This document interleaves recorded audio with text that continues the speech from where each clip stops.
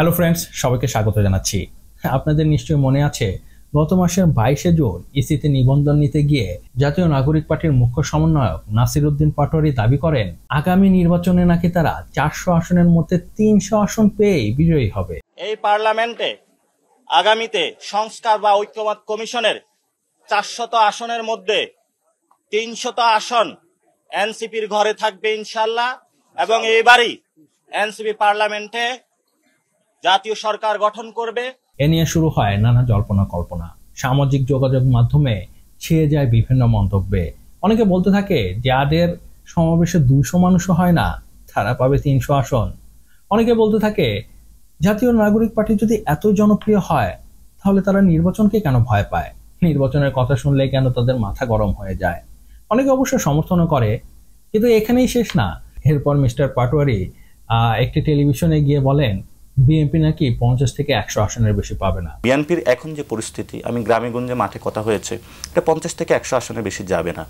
খুব ভালো কথা, হতেই পারে, হতেই পারে এনসিপি অনেক জনপ্রিয়। তো এই যে তারা এত জনপ্রিয়, তারা কিভাবে বুঝলো?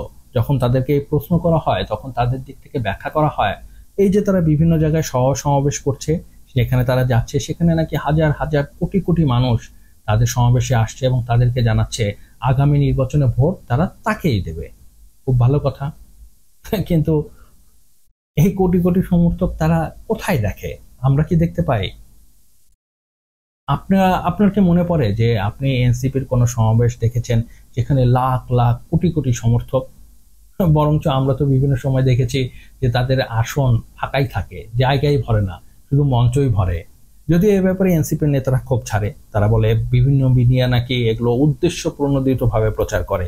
তারা নাকি যখন প্রস্তুতি নিতে থাকে, যখন লোকজন কম থাকে, সেগুলো দেখায় যে তাদের সমাবেশে লোক হয় না, এগুলো আসলে তাদেরকে ছোট করার জন্য মিডিয়া করে থাকে।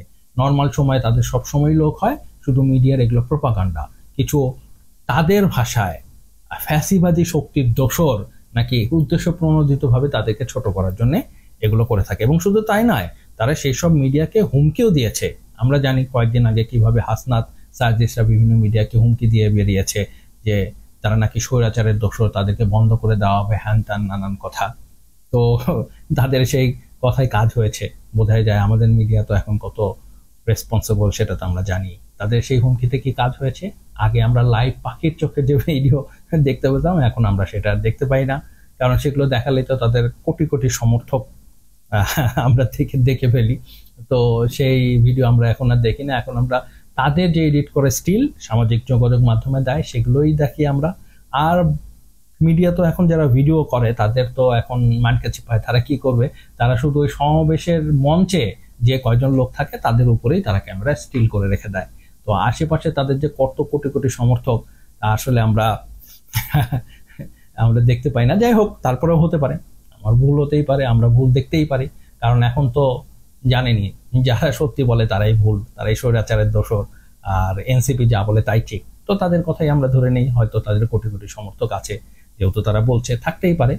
এখন মজার বিষয় হচ্ছে তারা যে 22শে জুন যে আবেদন করেছিল নিবন্ধনের জন্য, তার একটা প্রাথমিক প্রতিবেদন ইসি থেকে তাদেরকে চিঠি দেওয়া হয়েছে। সেখানে তাদের বলা হয়েছে তাদের যে নিবন্ধনের যে প্রক্রিয়া, সেই প্রক্রিয়া তাদের 6টি ভুল পাওয়া গেছে। তো এই 6টি ভুলের মধ্যে আছে যেমন তাদের প্রাথমিক সদস্য হতে কত তহবিল দিতে হয় তার কোনো উল্লেখ করা হয়নি।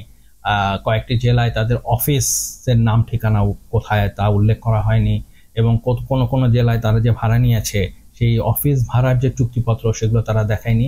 আর ইন্টারন্যাশনাল ক্রাইম অনুযায়ী তাদের দণ্ডিত যে কোনো ব্যক্তি তাদের দলে আছে কিনা সেগুলো তারা উল্লেখ করেনি। তো এরকম 6টি আছে, কিন্তু সবচেয়ে মজার ও ইন্টারেস্টিং যে পয়েন্টটি হচ্ছে সেটি হচ্ছে 25টি উপজেলা বা থানায় প্রয়োজনীয় সংখ্যক ভোটার সদস্যের অন্তর্ভুক্তি পাওয়া যায়নি। মানে সেই ন্যূনতম ভোটারের সংখ্যা কত? 200 জন। জি হ্যাঁ, মাত্র 200 জন। মানে 25টি উপজেলায় তাদের ন্যূনতম যে 200 জন ভোটারের সমর্থন আছে তা তারা দেখাতে পারেনি। এই হচ্ছে এনসিপির জনপ্রিয়তা, এই হচ্ছে অবস্থা। এবং তারা দাবি করে বাংলাদেশে তারা 300 আসন পেয়ে সরকার গঠন করবে।